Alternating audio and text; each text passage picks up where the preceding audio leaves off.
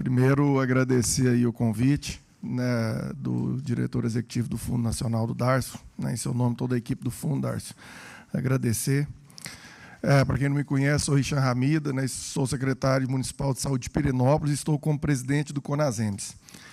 Vou falar um pouco do CONASEMS, uma instituição que representa as 5.570 secretarias do nosso país, num complexo sistema de governança que nós temos, né, diferente muito dos demais países, não só aqui da América do Sul, mas do restante do mundo também. Essa pactuação tripartite, hoje de manhã foi colocado que acontece nesse espaço entre CONASEMS e Ministério, e aqui é cumprimentado também o Fábio, né, um grande amigo, presidente do CONAS, secretário estadual de Saúde de Minas, e o Júlio, nosso anfitrião aqui na OPAS. E falar um pouco disso, porque não tem como eu dissociar financiamento da importância do fundo, mas não lembrando da necessidade de saúde da população. E como observar os princípios do SUS, considerando toda essa complexidade. Observar o município de Serra da Saudade, que tem 833 habitantes, com o mesmo direito constitucional do município de São Paulo, com mais de 12 milhões de habitantes.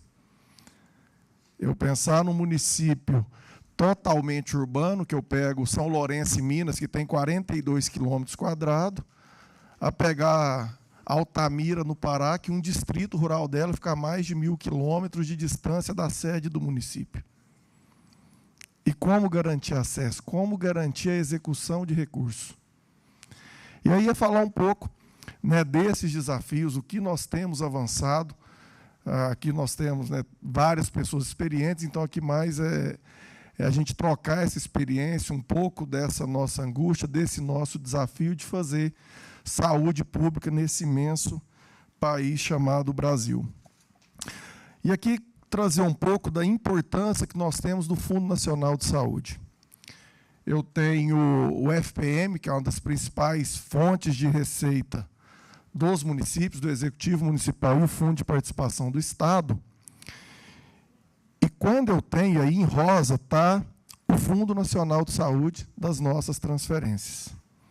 E, às vezes, a gente não faz essa análise. Em 2023, eu tive uma transferência de 152 bilhões de FPM.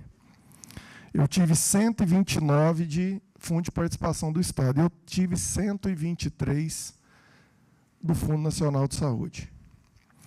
Quando eu coloco em 2020, que foi um período de pandemia, a transferência pelo Fundo Nacional de Saúde ela superou todos os outros. Então, isso mostra a importância de termos, dentro de um sistema de governança tripartite, um fundo nacional sólido e que possa garantir essa transferência, o seu controle e essa execução na ponta. E aí um ponto para a gente chamar a atenção do que é que nós temos de movimentação de recursos. Uma coisa é o que é transferido fundo a fundo, outra coisa é o que eu tenho de recurso próprio também dos municípios. Nós sabemos que eu tenho um compromisso, uma responsabilidade constitucional de investir 15% nos municípios. A nossa média nacional ela é em torno de 24%. Em 2023, os municípios aplicaram quase 50 bilhões acima do mínimo constitucional. E as demais áreas? Hoje de manhã nós falamos da importância da intersetorialidade. O Berge até colocou um desafio para a gente avançar para a transversalidade. Mas como fazer isso num cenário onde eu tenho uma sobrecarga de financiamento de maneira não compartilhada? E aí eu entro para a carga tributária. Eu tenho aqui, né, observe, em 2018, onde a participação federal para o município representava 42,8%, e em 2020, quando eu citei do aumento que teve de repasse por parte do Fundo Nacional, os municípios conseguiram respirar um pouco, passou para 48%, mas já voltamos novamente em 2023 com 54%. E essa carga tributária? Aqui, se eu detalho, né, por município, as transferências, quanto menor o município, maior essa participação dele com recurso próprio. E município de pequeno porte é o que predomina no nosso país. considerando até o município de Serra da Saudade, com 833 habitantes. E aí, quando eu falo do repasse, né, dessa execução orçamentária e financeira do Ministério da Saúde, operacionado pelo Fundo Nacional de Saúde, 75% da transferência feita pelo fundo vai para o município e 25% vai para o Estado. Então, isso totaliza, né, dos 73% totais que o fundo operacionaliza para Estado e município. Então, um volume de recurso muito grande, em volume. Aí eu não estou falando de suficiência, porque a gente lida com um grande desafio, que é do subfinanciamento da saúde e do histórico desfinanciamento, que tem aumentado cada vez mais a participação dos demais entes. E aí, falando da receita tributária, que é uma grande base que nós não podemos deixar de discutir. Eu coloquei que o município investiu em 2023 em torno de 50 bilhões acima do mínimo constitucional. E aí eu tenho chamado do terço invertido, né? O ente que arrecada 2/3 da nossa tributação, ele tem contribuído com o investimento de 1/3. E os demais entes, Estado e município, que arrecadam 1/3, têm sido responsáveis por 2/3 desse custeio. Isso é um retrato claro do desfinanciamento. E aí vem para uma pergunta que a gente sempre faz, e que não vou me ater aqui com relação ao fundo, que é de qual SUS que nós queremos. Qual que é o financiamento para eu garantir os princípios do SUS, para eu garantir essa integralidade, aplicar a equidade, a universalidade, mas trabalhar também a intersetorialidade. E aí um desafio para a gente ir para a transversalidade. Como fazer para otimizar o recurso de demais áreas junto com a área da saúde para que não haja sobreposição de ação, seja do ponto de vista financeiro, do ponto de vista de recurso humano, do ponto de vista de energia, e pensando no quão complexo é o nosso país, porque essa carga de investimento na área da saúde, ela tem aumentado, muitas vezes em decorrência da falta de investimento em outras áreas. Um exemplo desse é a arbovirose.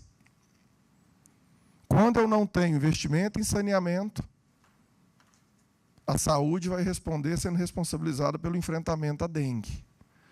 Quando eu não tenho um transporte público de qualidade, a saúde vai responder com seus prontos socorros, unidade de pronto atendimento, recebendo os acidentados de moto.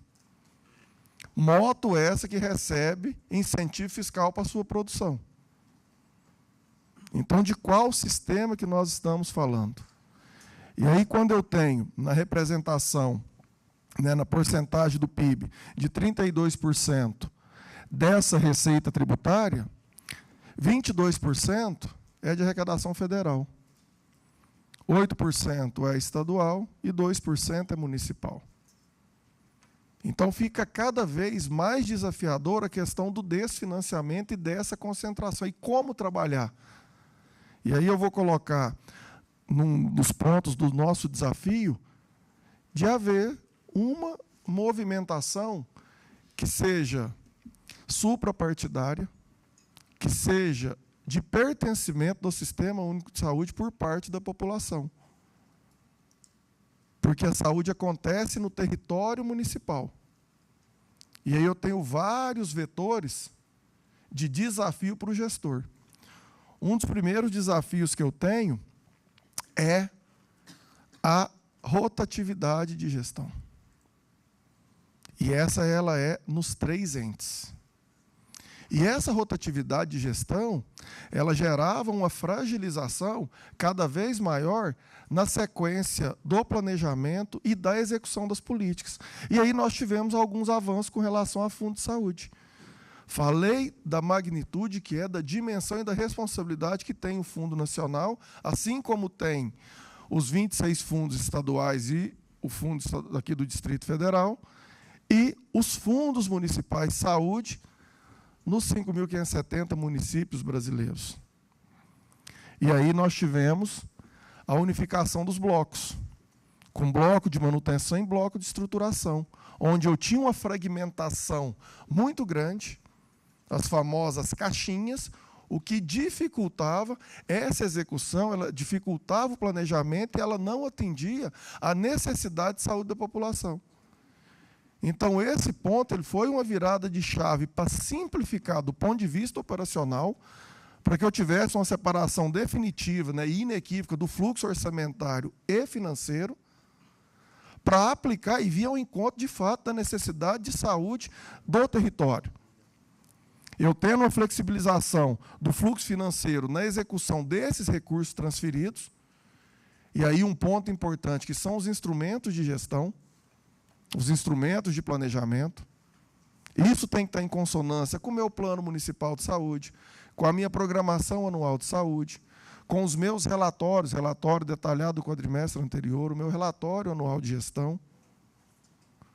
E a partir do momento que eu tenho muita fragmentação, dificulta cada vez mais a operacionalização dessas políticas no território. E, né, como eu disse, o fortalecimento dos instrumentos de gestão e de orçamento. E aí nós temos vários desafios. Acho que nós temos que reconhecer os avanços, a dimensão que tem os fundos, né, em especial o Fundo Nacional de Saúde, os fundos municipais e estaduais de saúde, mas nós temos o desafio de implementar a metodologia do critério rateio, que já está na Lei Complementar 141. Até cumprimento Lenir aqui, né, que tem um papel fundamental nessa lei. Acredito que um dos sonhos da Lenir é ver a lei na sua plena aplicação. Mas nós temos o desafio de ter lei que pegam e leis que não pegam, leis que são aplicadas e leis que não são aplicadas. E a 141 é um exemplo muito claro disso. A gente discute regionalização, eu discuto descentralização, mas e o critério de rateio? A indução do planejamento descendente normativo. Nós temos que enfrentar esse desafio. E é um desafio na ponta. E a rotatividade de gestor, de secretário, secretário, de secretário estadual e secretário e de ministro. Nós temos no histórico do SUS, em 35 anos, para 36, 31 ministros da saúde. O tempo de vida útil de um secretário municipal de saúde gira em torno de 300 secretários por mês. Novos secretários. Esse ano nós temos um ano desafiador, que é de eleição municipal. Nós temos que encerrar a gestão. E em janeiro, o nosso histórico mostra que teremos em torno de 4.000 novos secretários ou secretárias municipais de saúde. Então, se eu não tiver um planejamento estruturado, uma cultura do planejamento e dessa organização, o sistema fica cada vez mais fragilizado. E aí entra a execução fragmentada dos recursos, que é ainda mais desafiador. É a caixinha da caixinha da caixinha. Eu não penso macro do ponto de vista da necessidade de saúde da população. E isso gera cada vez mais dificuldade de operacionalizar as transferências do Fundo Nacional de Saúde. E por isso que eu chamei a atenção do grande avanço que foi da unificação dos blocos. Uma execução atrelada a milhares de atos normativos específicos, diferente das programações orçamentárias do Ministério. Eu tenho ação orçamentária programada do Ministério, mas dentro daquilo eu vou criando ações fragmentadas que dificultam a operacionalização e, na maioria das vezes, quando não respeitada essa programação orçamentária, ela não vem ao encontro da real necessidade de saúde da população no território. Isso é um grande desafio. Além do emaranhado normativo que nós temos.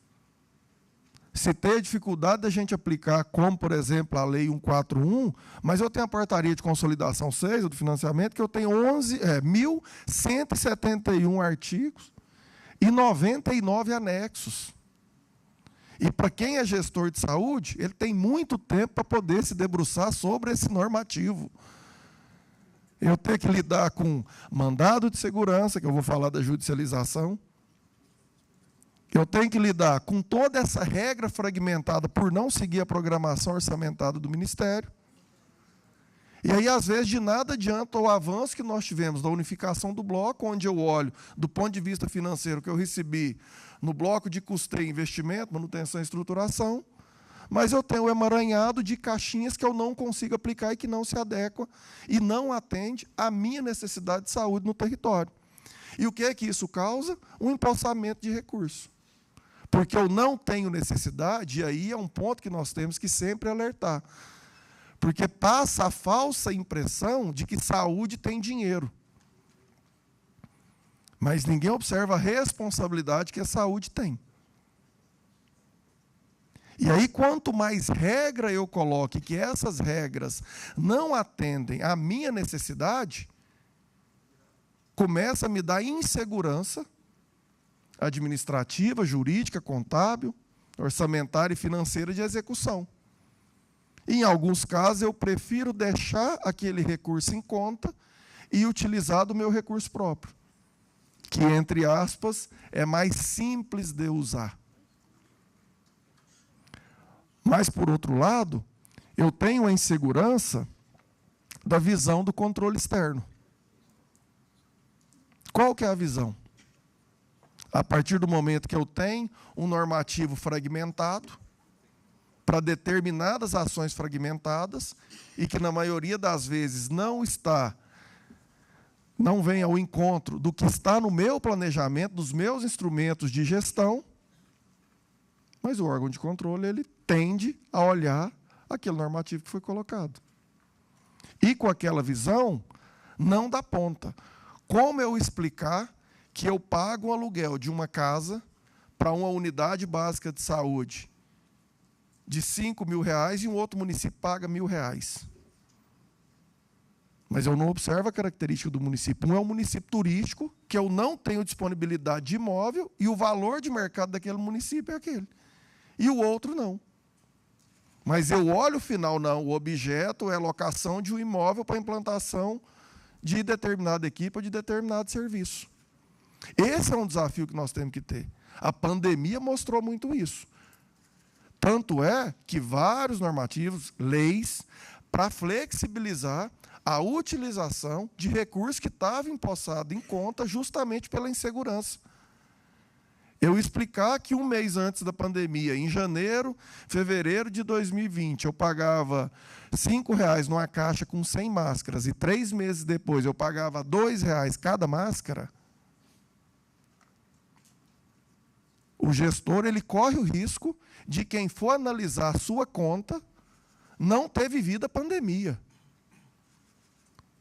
O tanto que é moroso o nosso processo e burocrático. Então, essa visão do controle, por isso, da importância dessa aproximação.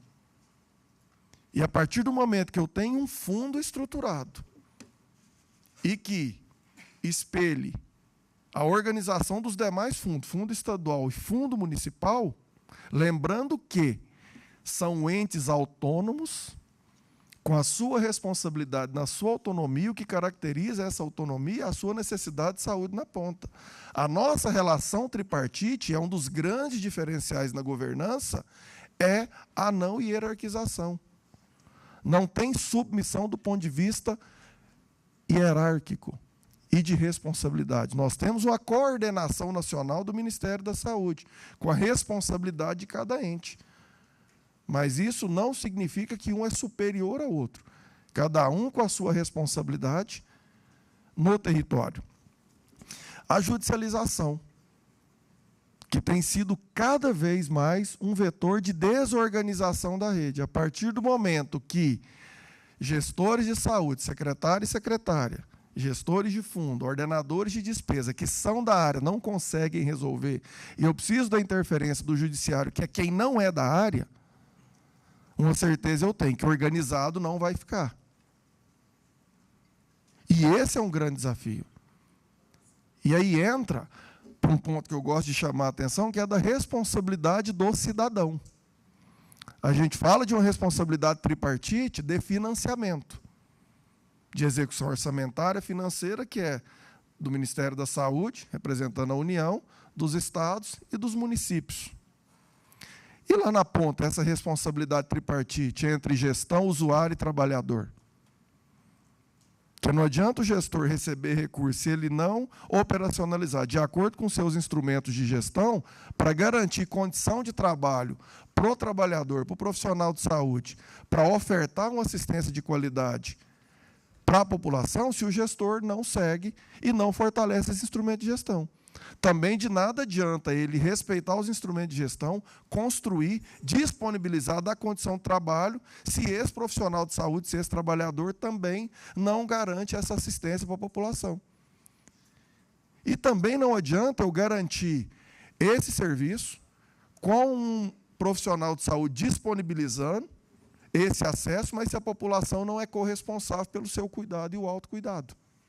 E qual que é a responsabilidade? E isso tem causado cada vez mais processos de judicialização que desorganizam. Eu tenho exemplo de processo de judicialização de um determinado medicamento que consome 80% do orçamento daquele município para o ano todo. Isso para 1, 2 pacientes. E o restante da população? E o princípio da equidade? E o princípio da universalidade? E imaginem como seria se não tivéssemos fundos.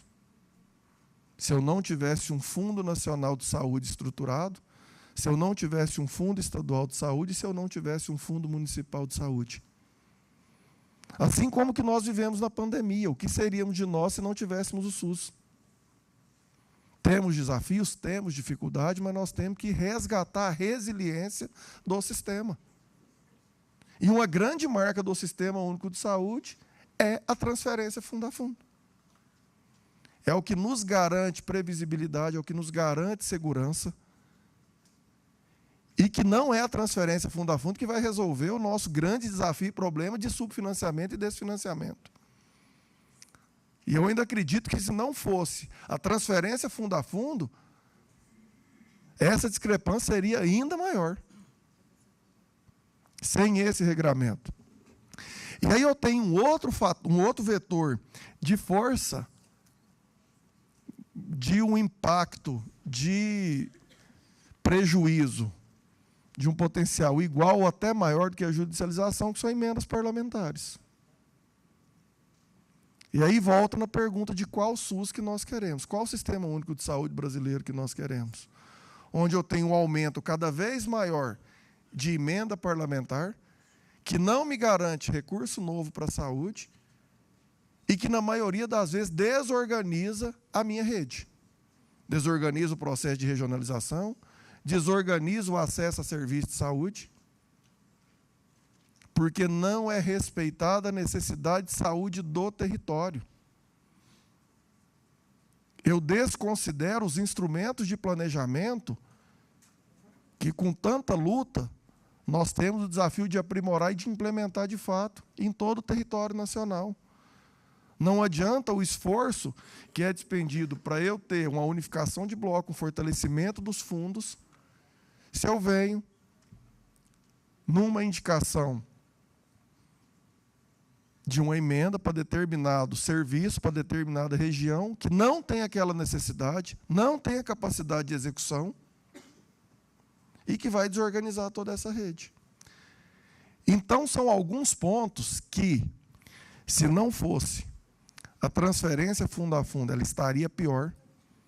E aí, quem viveu época, né, e às vezes ainda temos alguns convênios, nessa lógica convenial, como seria a aplicação disso nos 5.570 municípios? Qual que é a estrutura existente desse município para conseguir absorver uma lógica convenial? Para eu não fortalecer uma lógica fundo a fundo, que me dá segurança, que me dá transparência, que me dá controle. E aí é o nosso desafio de utilizar a tecnologia a nosso favor, para facilitar a vida dos gestores, dos ordenadores de despesa, para que, em tempo oportuno, eu tenha o que foi disponibilizado pelo Fundo Nacional de Saúde, seja por transferência automática, regular, seja por algum outro incremento para investimento, para equipamento, mas em que foi usado, está em consonância com os instrumentos de planejamento, esses instrumentos de planejamento representam, de fato, a necessidade de saúde do território, e não fica criando conta e conta e conta como se isso fosse a solução do problema. Acho que esse é o grande desafio, e é um desafio que não depende só da saúde. Essa é uma conversa que ela sai da saúde, ela vai para os órgãos de controle, e aqui já cumprimentar o doutor Sebastião Vécio, né, um grande parceiro, por ter esse olhar. Ela vai para o Congresso, não é um desafio para ser enfrentado sozinho. É um desafio de todos nós, porque só assim nós vamos conseguir otimizar o financiamento do nosso Sistema Único de Saúde, eu diminuir o desfinanciamento, para depois eu começar com o aumento de financiamento, otimizar recurso humano, otimizar serviço e, de fato, entregar serviço que venha ao encontro da necessidade de saúde da população, para aí sim eu ter um sistema estruturado, um sistema que dê resposta a tempo e a hora e a necessidade da população. O nosso Sistema Único de Saúde já mostrou a sua capacidade. Nós não temos dúvida. E a pandemia foi uma grande marca. Mas a sensação que a gente tem é que já esqueceram do peso e da importância que tem o Sistema Único de Saúde para a saúde da população brasileira. Mas é ele quem segura, é ele quem é resiliente e é ele quem tem feito a diferença em todos os enfrentamentos da saúde pública brasileira. Então, muito obrigado a todos vocês, estou aqui à disposição. Obrigado, Júlio.